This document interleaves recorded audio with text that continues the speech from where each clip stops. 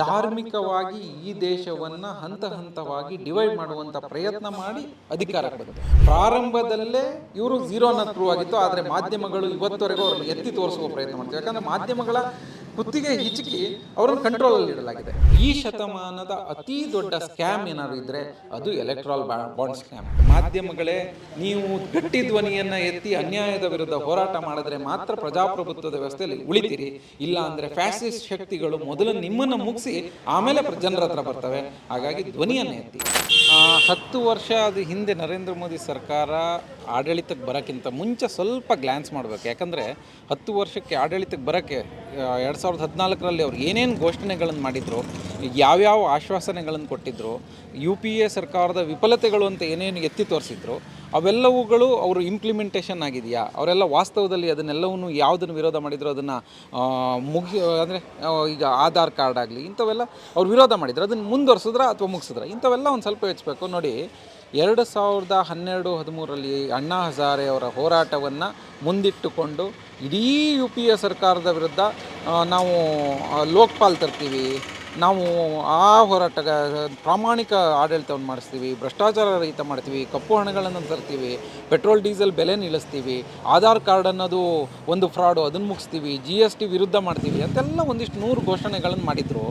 ಆ ಅಣ್ಣಾ ಹಜಾರೆಯ ಹೋರಾಟವನ್ನು ಮಾಧ್ಯಮಗಳ ಒಂದು ವ್ಯವಸ್ಥಿತ ಹೋರಾಟ ಅನ್ಬೋದು ಅಥವಾ ಅದನ್ನು ಷಡ್ಯಂತ್ರವೂ ಅನ್ಬೋದು. ಈಗಿನ ಮೂಮೆಂಟಲ್ಲಿ ನೋಡಿದ್ರೆ ಅವಾಗ ಹೋರಾಟ ಅಂತ ಕಾಣಿಸ್ತಿತ್ತು, ಈಗ ಅದು ಷಡ್ಯಂತ್ರವಾಗಿ ಕಾಣಿಸ್ತಿದೆ.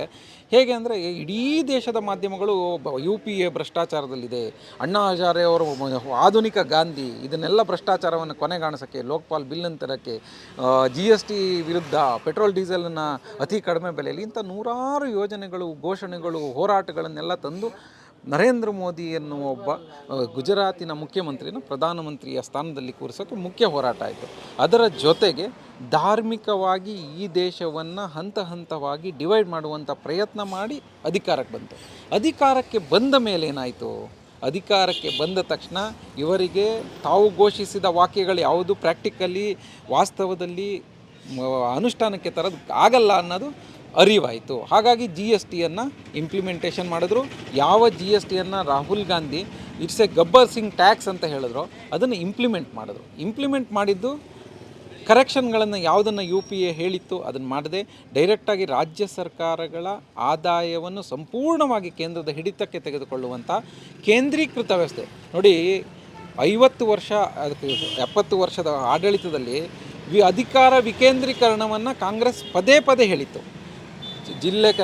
ದೇಶದಿಂದ ರಾಜ್ಯಗಳಿಗೆ ಅತಿ ಹೆಚ್ಚು ಆದಾಯ ಸಿಗಬೇಕು, ರಾಜ್ಯಗಳಿಂದ ಜಿಲ್ಲೆಗಳಿಗೆ ಸಿಗಬೇಕು, ಜಿಲ್ಲೆಯಿಂದ ಜಿಲ್ಲಾ ತಾಲೂಕುಗಳಿಗೆ ಸಿಗಬೇಕು, ತಾಲೂಕಿಂದ ಜಿಲ್ಲಾ ಪಂಚಾಯತಿಗಳಿಗೆ ಸಿಗಬೇಕು, ಜಿಲ್ಲಾ ಪಂಚಾಯತಿಯಿಂದ ತಾಲೂಕು ಪಂಚಾಯತಿಯಿಂದ ಗ್ರಾಮ ಪಂಚಾಯತಿ ಅಂತ ಅದೆಲ್ಲವನ್ನು ಒಂದು GST ತಂದು ಕೇಂದ್ರೀಕೃತ ವ್ಯವಸ್ಥೆ, ಎಲ್ಲವನ್ನೂ ಕೇಂದ್ರ ಕೊಡಿ, ನಾವು ಅದರಲ್ಲಿ ಒಂದಿಷ್ಟು ಪಾಲು ಕೊಡ್ತೀವಿ ಅಂತ. ಈ ಪಾಲುಗಳು ಯಾವುದು ನ್ಯಾಯಯುತವಾಗಿದೆಯಾ ಜನಸಂಖ್ಯೆ ಆಧಾರದಲ್ಲಿ ಅನ್ನುವ ಒಂದು ಪ್ರಮಾಣದಲ್ಲಿ ಉತ್ತರ ಪ್ರದೇಶ, ಬಿಹಾರ ಇಂತಹ ರಾಜ್ಯಗಳಿಗೆ ₹1 ಕೊಟ್ಟರೆ ₹1.73 ವಾಪಸ್ ಕೊಡುವಂಥ ವ್ಯವಸ್ಥೆ. ಆದರೆ ಕರ್ನಾಟಕಕ್ಕೆ ₹1 ಕೊಟ್ಟರೆ ನಿಮಗೆ 46 ಪೈಸೆ, 45 ಪೈಸೆ, 44 ಪೈಸೆ, ಅದು BJP ಆಡಳಿತದಲ್ಲಿ ಇನ್ನೂ ಕಡಿಮೆನೇ ವಾಪಸ್ ಕೊಟ್ಟಿದ್ದಾರೆ. ಈಗ ಸಿದ್ದರಾಮಯ್ಯನವರು ಗಟ್ಟಿ ಧ್ವನಿಯಲ್ಲಿ ನಮ್ಮ ತೆರಿಗೆ ನಮ್ಮ ಹಕ್ಕು ಅಂತ ಕೇಳಿದ ಮೇಲೆ ಒಂದಿಷ್ಟು ಅವೇರ್ನೆಸ್ ಆಗಿದೆ. ಈಗ ತೆರಿಗೆಯನ್ನು ಇನ್ನೂ ಸ್ಟ್ರಾಂಗ್ ಹೋಲ್ಡಾಗಿ ಕೇಳ್ತಾ ಇದ್ದಾವೆ ಎಲ್ಲ ರಾಜ್ಯಗಳು. ಆದರೆ ಆ GST ಕೇಂದ್ರೀಕೃತ ವ್ಯವಸ್ಥೆ ಆಯಿತು. ಆಧಾರ್ ಕಾರ್ಡನ್ನು ಮೋದಿಯವರ ಎಲ್ಲ ತಂಡ ವಿರೋಧ ಮಾಡಿತ್ತು. ಈಗ ಆಧಾರ್ ಕಾರ್ಡನ್ನೇ ಪ್ರಮುಖವಾಗಿ ಇಟ್ಕೊಂಡು ಮತ್ತು ಕಪ್ಪು ಹಣ ತರ್ತೀವಿ, 15 ಲಕ್ಷ ಅಕೌಂಟಿಗೆ ಹಾಕ್ತೀವಿ. ಕಪ್ಪು ಹಣ ಬಂದುಬಿಟ್ರೆ ಸ್ವಿಸ್ ಬ್ಯಾಂಕು ಅಲ್ಲಿ ಇಲ್ಲಿ ಎಲ್ಲ ಕಡೆ ಇರಲಿ ಬಂದುಬಿಟ್ರೆ ಎಲ್ಲರಿಗೂ ಅಕೌಂಟಿಗೆ 15 ಲಕ್ಷ ಅಂದರು. ಕಪ್ಪು ಹಣ ತರುವ ವ್ಯವಸ್ಥೆ ಇರಲಿ. ಆ ಕಪ್ಪು ಹಣವನ್ನೇ ಎಲೆಕ್ಟ್ರಾಲ್ ಬಾಂಡಲ್ಲಿ ಅತ್ಯಂತ ಪ್ಲ್ಯಾಂಡಾಗಿ BJPಯ ಪಕ್ಷಗಳಿಗೆ ಕೇಂದ್ರೀಕೃತ ಯಾವ ಕಂಪನಿಗಳಿದ್ದಾವೆ ಅವುಗಳನ್ನು ED, IT, CBI ಇಂಥ 10 ತನಿಖಾ ಸಂಸ್ಥೆಗಳು ಕೇಂದ್ರೀಕೃತ ವ್ಯವಸ್ಥೆಯಲ್ಲಿರುವ ಸಂಸ್ಥೆಗಳನ್ನು ಬಳಸಿಕೊಂಡು ನ್ಯಾಯಾಂಗದ ಮೇಲೆ ಇನ್ಫ್ಲುಯೆನ್ಸ್ ಮಾಡುವ ಪ್ರಯತ್ನ ಮಾಡಿದ್ವು, ಮಾಧ್ಯಮದ ಮೇಲೆ ಇನ್ಫ್ಲುಯೆನ್ಸ್ ಮಾಡುವ ಪ್ರಯತ್ನ ಮಾಡಿದ್ವು, ಚುನಾವಣಾ ಆಯೋಗದ ಮೇಲೆ ಇನ್ಫ್ಲುಯೆನ್ಸ್ ಮಾಡುವ ಪ್ರಯತ್ನ ಪ್ರಭಾವ ಬೀರುವಂತಹ ಈ ಕಾರ್ಯಕ್ರಮಗಳಿಂದ ಎಲ್ಲವನ್ನೂ ತನ್ನ ಹಿಡಿತದಲ್ಲಿ, ಪ್ರಜಾಪ್ರಭುತ್ವ ಅಂದರೆ ಎಲ್ಲವನ್ನೂ ತನ್ನ ಹಿಡಿತದಲ್ಲಿ ಇಟ್ಕೊಳ್ಳೋದಲ್ಲ, ಪ್ರಜೆಗಳ ಹಿಡಿತದಲ್ಲಿ ಇಟ್ಕೊಳ್ಳುವ ವ್ಯವಸ್ಥೆ ಆಗಬೇಕಿತ್ತು. ಆದರೆ ಅದನ್ನು ಯಾವುದು ಕೇಂದ್ರೀಕೃತ ವ್ಯವಸ್ಥೆನ ವಿಕೇಂದ್ರೀಕರಣದ ಮೂಲಕ ಪ್ರಜೆಗಳ ಕೈಗೆ ಅಧಿಕಾರ ಕೊಡುವ ಒಂದು ಪ್ರಯತ್ನವನ್ನು ಕಾಂಗ್ರೆಸ್ಸು ಮತ್ತು ಜನತಾ ಪಕ್ಷಗಳು ಮಾಡಿದ್ದು, ಅದನ್ನು ಇವರು ಕಂಪ್ಲೀಟಾಗಿ ಆರ್ಗನೈಸ್ಡಾಗಿ ಪ್ಲ್ಯಾಂಡಾಗಿ ಹೊಡೆದಾಕಿ ಒಂದು ಕೇಂದ್ರೀಕೃತ ವ್ಯವಸ್ಥೆ, ಒಂದು ಫ್ಯಾಸಿಸ್ಟ್, ಒಂದು ಅಧಿಕಾರಿತ ಕೇಂದ್ರೀಕೃತ ವ್ಯವಸ್ಥೆ ಏನಿದೆ ಅದರ ಅಡಿಯಲ್ಲಿ ತರುವ ಪ್ರಯತ್ನ ಮಾಡಿದ್ದಾರೆ. ಹಾಗಾಗಿ 10 ವರ್ಷದ ಆಡಳಿತ ಪ್ರಾರಂಭದಲ್ಲೇ ಇವರು ಝೀರೋ ಅನ್ನೋದು ಪ್ರೂವ್ ಆಗಿತ್ತು. ಆದರೆ ಮಾಧ್ಯಮಗಳು ಇವತ್ತವರೆಗೂ ಅವ್ರನ್ನ ಎತ್ತಿ ತೋರಿಸುವ ಪ್ರಯತ್ನ ಮಾಡ್ತೀವಿ. ಯಾಕಂದರೆ ಮಾಧ್ಯಮಗಳ ಕುತ್ತಿಗೆ ಹಿಚುಕಿ ಅವರನ್ನು ಕಂಟ್ರೋಲಲ್ಲಿ ಇಡಲಾಗಿದೆ. ಚುನಾವಣೆ ಆಯೋಗದ ಆಯುಕ್ತರು ಕೇವಲ ಚುನಾವಣೆ ಘೋಷಣೆಗೆ 15-20 ದಿನ ಬಾಕಿ ಇದ್ದಾಗ ಅದನ್ನು ರಾಜೀನಾಮೆ ಕೊಟ್ಟು ಹೊರಗೋಗ್ತಾರೆ ಅಂದರೆ ಅದನ್ನು ಮಾಧ್ಯಮಗಳು ಗಟ್ಟಿ ಧ್ವನಿಲಿ ಕೇಳಬೇಕಿತ್ತು. ಯಾಕೆ ಹೊರಗೆ ಹೋಗ್ತಿದ್ದಾರೆ, ಅವ್ರಿಗೇನು ತೊಂದರೆ ಆಯಿತು, ಆಡಳಿತದಲ್ಲಿರುವವರು ಅವರ ಮೇಲೆ ಏನು ಪ್ರೆಷರ್ ತಂದರು, ಅವ್ರ ಮೇಲೆ ಏನು ಒತ್ತಡ ಇತ್ತು ಅಂತ ಕೇಳುವ ವ್ಯವಸ್ಥೆ ಆಗಲಿಲ್ಲ. ಮಣಿಪುರದಲ್ಲಿ 2 ಹೆಣ್ಣು ಮಕ್ಕಳನ್ನು, ಭಾರತೀಯ ಹೆಣ್ಣು ಮಕ್ಕಳನ್ನು ನಗ್ನವಾಗಿ ಓಡಿಸುವಂಥ ಜಾತಿ ಧರ್ಮದ ಮಧ್ಯೆ ವಿಷ ಬೀಜ ಬಿತ್ತಿ ಗಲಾಟೆ ಆಗುವಂಥ ವ್ಯವಸ್ಥೆ ಆಯಿತು. ಅದನ್ನು ಮಾಧ್ಯಮಗಳು ಕೇಳಲಿಲ್ಲ. ಈಗಂತೂ ಎಲೆಕ್ಟ್ರಾಲ್ ಬಾಂಡ್ದು ಸುಪ್ರೀಂ ಕೋರ್ಟು, ನಿಜವಾಗ್ಲೂ ಸುಪ್ರೀಂ ಕೋರ್ಟ್ಗೆ ಒಂದು ದೊಡ್ಡ ನಮಸ್ಕಾರ ಮಾಡಬೇಕು, ಅವರಿಗೆ ಒಂದು ಅಭಿನಂದನೆ ಹೇಳಬೇಕು. ಯಾಕಂದರೆ ದುರಿತ ಕಾಲ, ಎಲ್ಲವೂ ಅಯ್ಯೋ ನಮ್ಮ ಹೋಪ್ಸ್ ಕಳೆದೋಗ್ತಿದೆ ಪ್ರಜಾಪ್ರಭುತ್ವದಲ್ಲಿ ಅಂತ ಅನ್ನುವಾಗ ಇದ್ದಕ್ಕಿದ್ದಂತೆ ಅವರು ಒಂದು ನ್ಯಾಯಯುತ ಒಂದು ಘೋಷಣೆ ಮಾಡಿದ್ರು. ಆ ಎಲೆಕ್ಟ್ರಾಲ್ ಬಾಂಡ್ದು ವಿವರಗಳನ್ನು ಕೊಡಬೇಕು, ಯಾವುದೇ ಕಾರಣಕ್ಕೂ ಅದನ್ನು ಮುಚ್ಚಿಡುವಂತಿಲ್ಲ.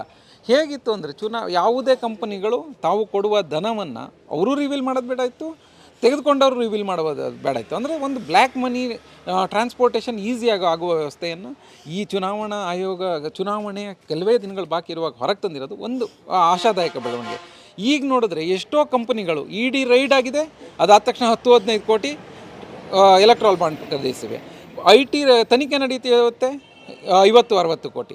ಕೆಲವೊಂದು ಕಂಪನಿಗಳ ದೊಡ್ಡ ಕಂಪನಿಗಳ ಹೆಸರಿದೆ. ಎಷ್ಟೋ ಕಂಪನಿಗಳು ದೊಡ್ಡ ಅದಾನಿ ಅಂಬಾನಿಯವರ ಸಬ್ ಕಂಪನಿಗಳ ಎಲೆಕ್ಟ್ರಾಲ್ ಬಾಂಡ್ಗಳು, TV9 ಮಾಲೀಕತ್ವದ ಮೆಗಾ ಇಂಜಿನಿಯರಿಂಗ್ ಅವರು 1200 ಕೋಟಿ ರೂಪಾಯಿ ಎಲೆಕ್ಟ್ರಾಲ್ ಬಾಂಡ್, ಇಂಥ 10 ಎಲೆಕ್ಟ್ರಾಲ್ ಬಾಂಡ್ಗಳು ಅಧಿಕೃತವಾಗಿ ಭ್ರಷ್ಟಾಚಾರವನ್ನು ಎತ್ತು ತೋರಿಸ್ತಿವೆ. ಆದರೆ ಅದನ್ನು ತೋರಿಸ್ಲಿಕ್ಕೆ ಮಾಧ್ಯಮಗಳು ವಾಯ್ಸ್ ರೈಸ್ ಮಾಡ್ತಿಲ್ಲ. ಮಾಧ್ಯಮಗಳು ವಾಯ್ಸ್ ರೈಸ್ ಮಾಡಬೇಕಿತ್ತು. ಮಾಧ್ಯಮಗಳು ನೋಡಿ ಈ ಥರದೊಂದು ಭ್ರಷ್ಟಾಚಾರ, ಇದು ಈ ಶತಮಾನದ ಅತಿ ದೊಡ್ಡ ಸ್ಕ್ಯಾಮ್ ಏನಾದ್ರು ಇದ್ದರೆ ಅದು ಎಲೆಕ್ಟ್ರಾಲ್ ಬಾಂಡ್ ಸ್ಕ್ಯಾಮ್. ಅದನ್ನು ತೋರಿಸುವ ಪ್ರಯತ್ನವನ್ನು ಮಾಡುವಲ್ಲಿ ವಿಫಲ ಆಗ್ತಿರೋದು ಮಾಧ್ಯಮಗಳು ಅಂದ್ಕೊಂಡ್ಬಿಟ್ಟಿದ್ದಾವೆ. ಮಾಧ್ಯಮಗಳಲ್ಲಿ ತೋರಿಸದೆ ಎಲ್ಲವನ್ನೂ ಆಡಳಿತದವ್ರ ಜೊತೆ ಇದ್ದರೆ ಮಾಧ್ಯಮಗಳು ಸಸ್ಟೈನ್ ಆಗ್ತವೆ ಅಂತ. No, nature makes its own justice. ನೀವು ಯಾವುದೇ ಕಾರಣಕ್ಕೂ ನೀವು ಧ್ವನಿಯನ್ನು ಎತ್ತದ, ನ್ಯಾಯದ ಪರ ಇಲ್ಲದೆ ಭ್ರಷ್ಟಾಚಾರದ ಪರ ಧ್ವನಿ ಎತ್ತಿದ್ರೆ ನೀವು ಆ ಕಾಲಕ್ಕೆ ಅದರ ಜೊತೆ ಮುಳುಗೋಗ್ತೀರಿ. ಹಾಗಾಗಿ ನಿಮ್ಮ ಅವನತಿಯ ದಾರಿಯೂ ಪ್ರಾರಂಭ ಆಗಿದೆ. ಮಾಧ್ಯಮಗಳೇ, ನೀವು ಗಟ್ಟಿ ಧ್ವನಿಯನ್ನು ಎತ್ತಿ ಅನ್ಯಾಯದ ವಿರುದ್ಧ ಹೋರಾಟ ಮಾಡಿದ್ರೆ ಮಾತ್ರ ಪ್ರಜಾಪ್ರಭುತ್ವದ ವ್ಯವಸ್ಥೆಯಲ್ಲಿ ಉಳಿತೀರಿ. ಇಲ್ಲ ಅಂದರೆ ಫ್ಯಾಸಿಸ್ಟ್ ಶಕ್ತಿಗಳು ಮೊದಲು ನಿಮ್ಮನ್ನು ಮುಗಿಸಿ ಆಮೇಲೆ ಜನರ ಹತ್ರ ಬರ್ತವೆ. ಹಾಗಾಗಿ ಧ್ವನಿಯನ್ನು ಎತ್ತಿ. ಈ ಒಂದು ಕೊನೆಯ ಅವಕಾಶ ಅಂತ ಅನಿಸುತ್ತೆ ನನಗೆ. ಯಾಕಂದರೆ ಈ ಚುನಾವಣೆ ನ್ಯಾಯಯುತವಾಗಿ ಪ್ರಜಾಪ್ರಭುತ್ವದಲ್ಲಿ ಸಕಾರಾತ್ಮಕವಾಗಿ ನಡೆದರೆ ಮಾತ್ರ ಮುಂದಿನ ದಿನಗಳಲ್ಲಿ ಚುನಾವಣಾ ಪ್ರಕ್ರಿಯೆ, ನ್ಯಾಯಾಂಗದ ಮೇಲೆ ಯಾವುದೇ ಒತ್ತಡ ಇಲ್ಲದ ಪ್ರಕ್ರಿಯೆ, ಚುನಾವಣಾ ಆಯೋಗಗಳು ಒತ್ತಡ ಇಲ್ಲದೆ ಕೆಲಸ ಮಾಡುವಂಥದ್ದು, ಮಾಧ್ಯಮಗಳು ಒತ್ತಡ ಇಲ್ಲದಂತೆ ಕೆಲಸ ಮಾಡುವ ಒಂದು ವಾತಾವರಣ ಬರ್ಬೋದು. ಇಲ್ಲ ಅಂದರೆ ಎಲ್ಲರೂ ಪ್ರೆಷರೈಸ್ಡ್ ಆಗಿ ಒತ್ತಡವನ್ನು ತೆಗೆದುಕೊಂಡು ಯಾವುದೋ ಒಬ್ಬ ಅಥವಾ ಒಂದು ವ್ಯವಸ್ಥೆಗೆ ಕೇಂದ್ರೀಕೃತವಾಗಿ ತಮ್ಮ ಕೈಗೊಂಬೆಗಳಂತೆ ವರ್ತಿಸಿದ್ರೆ ಮುಂದಿನ ದಿನಗಳು ನಿರಾಶಾದಾಯಕ ಆಗಲಿದೆ. ಭಾರತದ ಒಂದು ಅತ್ಯಂತ ದೊಡ್ಡ ಪ್ರಜಾಪ್ರಭುತ್ವ ಅನ್ನುವ ವ್ಯವಸ್ಥೆ ಏನಿದೆ ಅದು ಮುಗಿದು ಹೋಗಲಿದೆ. ಅಂಥ ಒಂದು ವ್ಯವಸ್ಥೆ ಆಗಬಾರ್ದು ಅಂದರೆ ಮಾಧ್ಯಮಗಳು, ಆಯೋಗಗಳು, ನ್ಯಾಯಾಂಗ ಮತ್ತು ಜನ ಎಲ್ಲರೂ ನ್ಯಾಯ ಪ್ರಾಮಾಣಿಕವಾಗಿ ಆಡಳಿತದ ಒಂದು ಒತ್ತಡದ ವಿರುದ್ಧ, ಒಂದು ಎಲ್ಲ ಧ್ವನಿಗಳನ್ನು, ಸಂವಿಧಾನಿಕ ಹಕ್ಕುಗಳನ್ನು ತೊಡೆದು ಹಾಕುವಂಥ ವಿಷಯದ ವಿರುದ್ಧ ಹೋರಾಟ ಮಾಡಬೇಕಾಗಿದೆ. ಈ ಬಾರಿ ಗಟ್ಟಿ ಧ್ವನಿಯಲ್ಲಿ ಹೋರಾಟ ಮಾಡದೆ ಹೋದರೆ ಒಂದು ಇಡೀ ವಿಶ್ವದಲ್ಲಿ ಅತಿ ದೊಡ್ಡ ಪ್ರಜಾಪ್ರಭುತ್ವ ಎನ್ನುವಂತಹ ಒಂದು ದೇಶ, ಇಡೀ ವಿಶ್ವದಲ್ಲಿ ಒಂದು ಅತ್ಯಂತ ದೊಡ್ಡ ಪ್ರಜಾಪ್ರಭುತ್ವದ ಚುನಾವಣೆ ಅನ್ನೋದು ಅರ್ಥಹೀನ ಆಗುತ್ತೆ.